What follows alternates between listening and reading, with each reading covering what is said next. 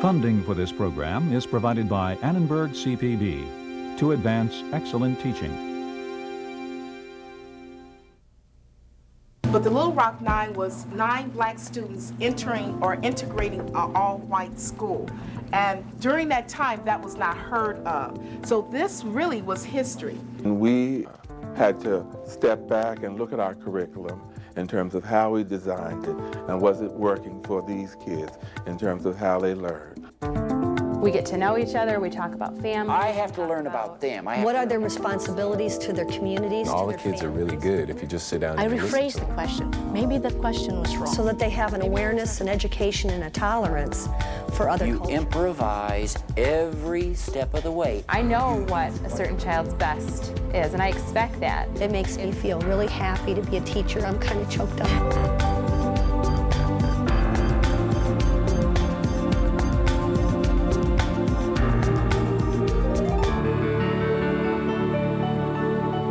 Culture is part of who we are and everything we do, where we grew up, the social groups that we're part of, the way we talk or dance and think. If our experience shapes our learning and culture shapes our experience, then cultural connections are bound to be extremely important in the classroom. As a teacher, how do you take advantage of students' experiences and build bridges among the many cultures that are represented in your classroom, including the culture of the school itself? I'm Linda Darling Hammond, and these are our challenges for this session of the Learning Classroom.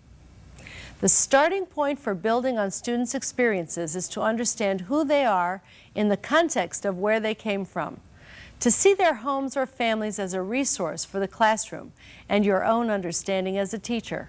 All households accumulate a tremendous amount of knowledge based on the productive activities of the household members, on their schooling experiences, and on other life experiences. So when one thinks of the home, one thinks of the resources that may be potentially available in that home, especially the knowledge that may be available there, that we can then take advantage of for teaching and learning within the classroom. So the concept of funds of knowledge refers to the accumulated bodies of knowledge that reside within any household. And our task in documenting funds of knowledge is to create the relationships with parents and with children so that they tell us about the knowledge that they have. And then the work of the teachers is to reflect upon this knowledge and to figure out how to use it pedagogically, how to take advantage of it for purposes of instruction. Kathleen Hayes-Parvin's 6th grade classroom taps students' family histories as the subject matter for learning about research, writing, and social studies. A project on memoirs connects learning in and outside the classroom by literally bringing families and their experiences into the school. Let's watch how the students learn about social history while Kathleen learns more about them. Knowledge that will allow her to draw connections to their lives throughout the school year. One more word I've got for you, and this is a great one. It's called ethnographer. An ethnographer. Now, you've done a fabulous job at becoming readers and writers, and I know you're still in the process of becoming. But we're going to become ethnographers, and it's like becoming a certain type of researcher. Actually, we begin to think about memoir very early in the year because every kid in the class keeps a writer's notebook, which is sort of a journal format. But we talk about what kinds of things do writers do in their notebook? What kinds of things do they record for posterity? And they know right away to start putting in memories, and they start to treat it as a scrapbook with photographs and family moments. We try to make this an experience where every kid can access this opportunity. And the Family History Project doesn't have to go back 5 or 6 or even 10 generations. It can be about your family history right now, today. That helps children who come from a foster situation or who have step-parents in the picture. So we shape it, and we're loose enough with it, flexible enough, so that every kid can find an access point, a way in to think about their history. You might ask a student to tap into the grandma's expertise. We've got one young lady who interviewed her parents on video cassette. Everyone, this is Thomas's mom. And it seems that ever since they got a computer, Mrs. Kevin has just been writing story after story after story. I think you're a real writer in your heart. Yeah. I love it since I was a child. You've loved to write? Yeah, even when I work, I have free time, I write. My life story. I was born and raised in a small village north of Iraq. When I was 11 years old, my family moved to the capital, Baghdad. I finished the university, baccalaureate with business accounting. I worked for a big company, export and import thing. When the revolution started in Iraq, my family decided to move to USA. My father passed away 3 years ago on 4th of July, but his word and memory remain with me forever. I hope my children understand my point, which is the best for him. Thank you so much. Thank you. The North, like the president of Iraq didn't like the north of Iraq because they wanted their own government or something. Was that true? Or they are a big minority in Iraq, which is 1/4 of the people there, of the population, and they are trying to get their own rights of independence, and he won't let them. Actually, the kids oftentimes translate if they're bilingual. We have a very wonderful ESL department here in the building. In fact, my parapro, Mr. Hendy, we work together. He speaks 6 different languages. Why couldn't they just vote on him to be off the boss? There is no democracy. That's what dictatorship is. There is no democracy. People, they don't vote their mind. When I got the computer, my mom was like, how do you use this thing? And my dad came and was like, you want to learn how to use a computer? I was like, yeah. And he just started typing. And then I was like, you want to play solitaire? He was like, I don't know how to play that. And we started playing this Arabic game, and I learned how to play. Kenny, this is a game called Dama, and it's an Arabic game, and this is how you play. See? How do all these pieces move? Like, which direction? Like, they can move like this, or they can move like this. I knew someone who was in Iraq at the time during the Persian Gulf War. And we had a project at that time where kids were able to talk to him on a teleconference call and ask questions. They may have relatives in Iraq, and this can get very personal and very painful as they worry about relatives and as their parents worry about who's been left there, left behind. So it's important for us to hear from each other and to tell our stories so that the kids have accurate information, good knowledge, so that other students aren't being scapegoated in any way or made to feel that they were a part of something that they were not a part of. Like what happened on September 11, and I'm American, I'm not Chaldean. They won't talk about me, and I could just be my own self and go anywhere I want without nobody saying, look, he's Chaldean. I've been very surprised at the candor of both the students and the parents. We have a little boy in the class whose father was shot and killed a couple years ago. He's writing about it quite a lot, and I think it was a topic that wasn't part of his discussion. We create an opportunity for kids to write and express themselves where they're not made fun of. If there are stories that are too personal and too painful, we just ask people to focus on a different aspect of their history. Some of the research I did about my family, I found out things like, Benny Moulton, he's related to me, and he was a jazz musician in Kansas City, and he had a band, and Count Basie was in his band, I think. I looked up Benny Moulton, and I found this out. Got a lot of songs on him. And it says he's one of the most successful jazz band is in the Midwest. I was shocked that when I found that out, because I didn't think, I know he had an orchestra, but I didn't think there would be that many people who knew about him and wrote about him. Here's one of the songs I really like, and it's called Goofy Dust.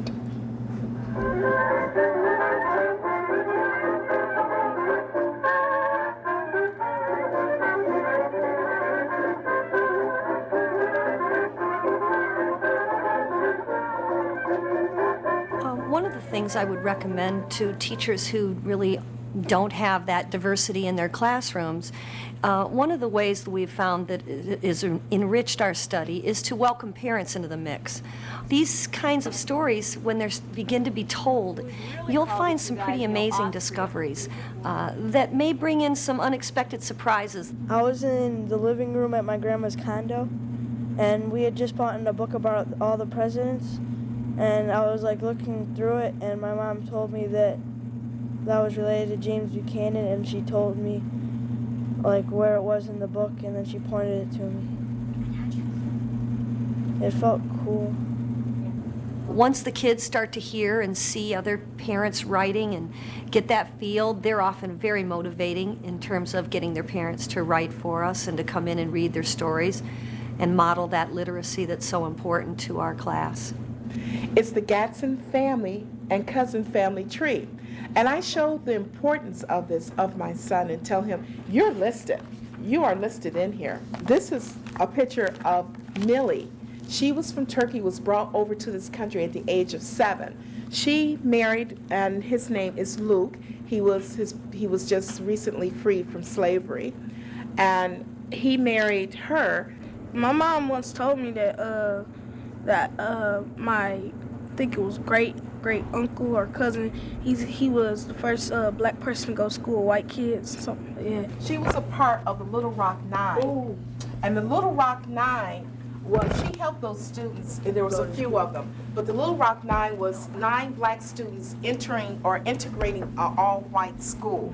And during that time, that was not heard of. So this really was history. I like the idea that I'm at school with everybody and all different kind of races and everything, and I feel good that one of my relatives was one of the first people to go to school with white people, and it's just nice to just be all together. We are carpenters, doctors, lawyers, painters, educator, plumbers, scientists, journalists, ministers, and adventurers. Wherever we go, we will always remember and honor our ancestry. And I think it's important for them to hang on to a lot of important aspects of their culture, especially on the home front, as they gain a new awareness as to what it means to be an American in our culture today. Well, being American to me is, you get a lot of rights to yourself. You have religions to yourself. We're just together and everything, and we can, a big free family that way. When you see a group of kids, you see the kids, of course, they're individual kids, but they all belong to particular social networks. Family social networks, kin, friends, and all those social networks are ways of connecting to knowledge. Either, again, to knowledge from work, or knowledge from schooling, or knowledge from life. So they all represent potential social networks that one can utilize to gain access to knowledge for use within classroom practice. When teachers tap into those cultural networks, it is an example of what we call culturally relevant teaching. Gloria Ladson-Billings describes its main features. The first is academic achievement, that by and large, no matter what else it is that schools are set to do, they are charged with the responsibility of helping kids to achieve academically, to learn something. The second part of it is what I'd call cultural consciousness. And what I mean by this is that kids have a firm and clear understanding of their own cultural background, its worth, its positives and negatives, but it makes sense to them in ways that help them link up with their academic achievement. And then the third component is what I'd call a socio-political consciousness. It's not enough to, quote, know something and be smart, or to know about yourself. You also have to understand how knowing about yourself, knowing things about others, and knowing information relate to the larger social and political picture, so that kids can begin to really answer for themselves that question, why do I have to know this? Culturally relevant classrooms validate students' experiences and use them as a springboard for the curriculum. This helps students to feel more connected to the classroom and to each other, and it helps teachers to learn more about their students so that they're more successful in their teaching. every teacher I've encountered has wanted to be a successful teacher. I just cannot believe that people get up in the morning and say, I want to be unsuccessful. But what does success mean? How they define that? And a big part of culturally relevant teaching is about having this vision of success that is an inclusive vision. It's saying all of the kids, no matter where they're from, no matter what their circumstances are, have the potential to be successful in this classroom. And it's really my job to help them attain that success. At East Palo Alto High School, teachers create inclusion and success by using students' experiences and their funds of knowledge to make connections to the curriculum. In this 9th grade humanities course, which is taught in side-by-side classrooms by William Dean and Jeff Gilbert, students are exploring literature and history simultaneously. Students work in teams on projects that prompt them to compare their cultural experiences with those in the text that they are studying. Put those desks together. We need just a square. We're going to talk for 10 minutes, then you're going to start an assignment. Cultural responsive teaching is looking at it from the perspective of a teacher knowing his or her students. And knowing his students or her students, the teacher is aware of the cultural or the ethnic background and what that entails in terms of many things that encourage the student to learn, and bringing in various activities that relates to the student's culture that will enable the student to feel included. What we're going to do today is talk a little bit about some of the things that have come up. We studied Latin America, and we've read a story, read most of a story called The Boy from Next to Heaven. So what we're going to do is finish that story. What I would like everybody to do is take that story out and their notebook out. Have that in front of you. We're just going to finish reading the last section. At the beginning of the year, we talked about how we wanted to teach the class, and so we wanted them to have a certain language, a body of language dealing with sociology and psychology, so that they could then analyze themselves and their culture and then other cultures. The lesson asked them to look at a theme in history, and then to relate it to their own lives. It's not looking, the point is not necessarily to look at their own community in depth, but to use their community to illuminate the curriculum that we're studying. And so we want to bounce back and forth from the curriculum to their culture so they can see the connections and the relevance. His loss, tell me about what you think he feels. Mad? Incomplete. Incomplete? Good word. Surprised. Confused. Surprised. Betrayed. The teacher is always aware of the diversity in the classroom and allowing for each culture to have a part of the curriculum. Eduardo, can you ask Rosa that? Is it important that she continues to speak Spanish? Is it important that she... Dice que sí es importante de que tú continúes a hablar español. Así como si ahorita estás aprendiendo a hablar español. Si lo olvido, sí me va a quitar mis costumbres, pues no va a ser lo mismo. Can you translate? Yeah, she says that it would change her because that's like her culture and her traditions. We learned how our students learned, and that was a discovery for us because both of us come from a traditional comprehensive big high school. And we had to step back and look at our curriculum in terms of how we designed it and was it working for these kids in terms of how they learn. So then if we were to compare this to our neighborhood, then Esteban's neighborhood would be like, maybe let's say Palo Alto, I guess, and Pedro's neighborhood would be, I guess, East Palo Alto. Yeah. But what do you know what he means? Like, it's like having like, what do you imagine when they say his neighborhood is like having like, do you imagine like lots of big houses with like heck of rooms? Like a peaceful neighborhood, I guess. So then would there be any specific part in East Palo Alto, like Midtown, G-Town, B-Town, that you would consider to be like heaven? No. Okay. No? So let's do number one, okay? Number one, what does it say? In this story, the author refers to community as beasts with a million heads, and Esteban's hillside home as next to heaven. Okay. You listening? Yeah. All right. Describe opposite places in your community where one area is like the beast, while the other is like heaven. Explain reasons for selection of places as to how they represent cultural or historical significance. Okay, did you understand that? Because I didn't. This is my 12th year of teaching, and you kind of, at this point, I think, I know this is going to work. This is great. And then you teach it, and you're like, oh, that didn't work very well.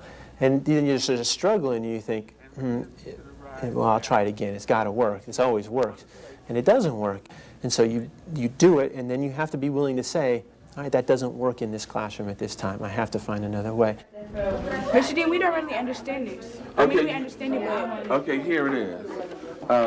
Remember in the story when Esteban says, or when he first moves to a thing and he's looking, comes out of his house and he looks down at the Lima, you know, he's looking on the hill.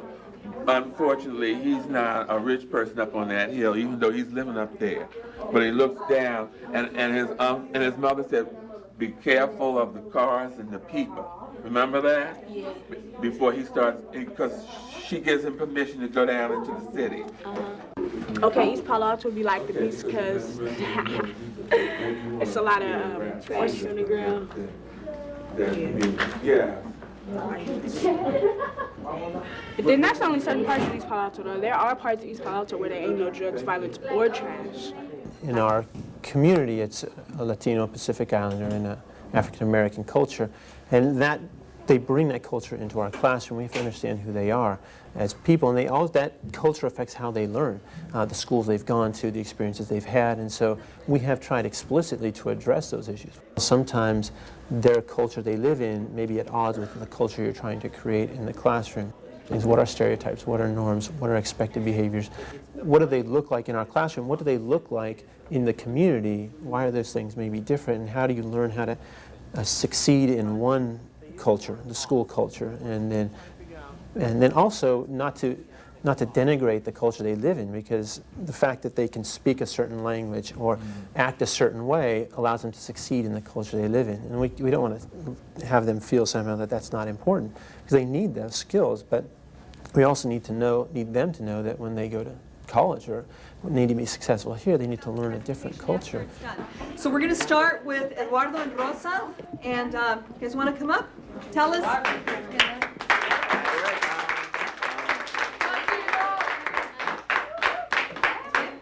So tell us what activity you chose. I'm going to answer your question. Right? The activity we chose was to create poems, like about ourselves, and a little bit about how Esteban would felt, or how we thought he felt. Hace muchos años mi familia tenía las ilusiones de venir a este país y hacer una vida mejor. What she said was that like in the past years her family had dreams to come here, and her dad came here first, and then he sent for her mom. Then when she was 6 years old, they killed her dad, and his dream was for here to come and make a better life for the rest of his family. And she said that once they killed him, her dreams went away. For them to have come to the place to trust us, and then to be able to produce all of this personal, experiences that they had in terms of their family, in terms of loss and stuff, is really powerful, and that they feel that they're in a safe place that they can do that. Ladies, LaPria and Jennifer, you want to explain your activity. What was your task? Okay, Miller Park is heaven and East Palo Alto is the beast, because Miller Park has less drugs, more store, and more youth involvement. The question was, how does one make sure to keep hope alive in spite of the odds in life? You said just set your goal and put your mind to it. You will need to do whatever it takes to achieve your goal, including overcoming mile-high obstacles. And this is Cuando te roban lo más importante, que son tus ilusiones. ¿En quién puedo confiar si han destruido mi vida? Si han quitado lo que yo más quería. No se han llevado algo sin valor, sino Le han quitado el ritmo a mi corazón. ¿Cómo recuperar lo perdido? Ese es mi poema. Her poem was mostly saying like, how can you recover what you've lost? Like just talking about like, you know, it's impossible to recover like what you lost, just like when we were talking about your culture. Like Devana said, you know, like money is replaceable, but once you lose your like agriculture and your past, it's like hard to get back. Have any comments? Like as a writer, coming out to be a very open individual is very sometimes hard because you don't know your audience. And I got to give Rosa every prop that I can give her because that was very, very, very, very brave of you to come out like that and give personal stuff like that. So,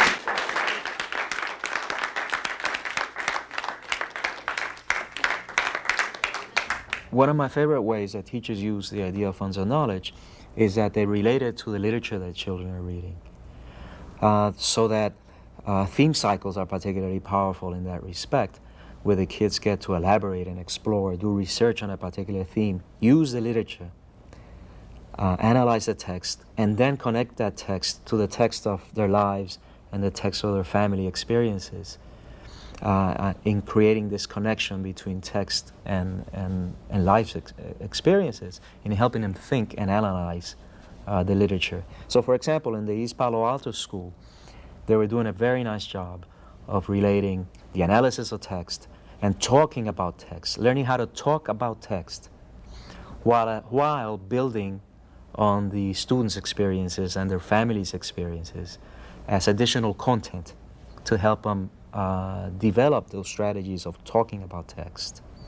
In culturally relevant classrooms, teachers make connections to their students' lives and experiences and help them take ownership of their learning. When students can create bridges from what they already know to what they're studying, the associations help them to understand and retain the new ideas and use them for their own purposes in the future. And when students see themselves represented in the curriculum and in the classroom, it reinforces their sense of belonging to the community of the school, and it motivates them to transcend interpersonal and academic boundaries. This is the Learning Classroom. Thanks for watching.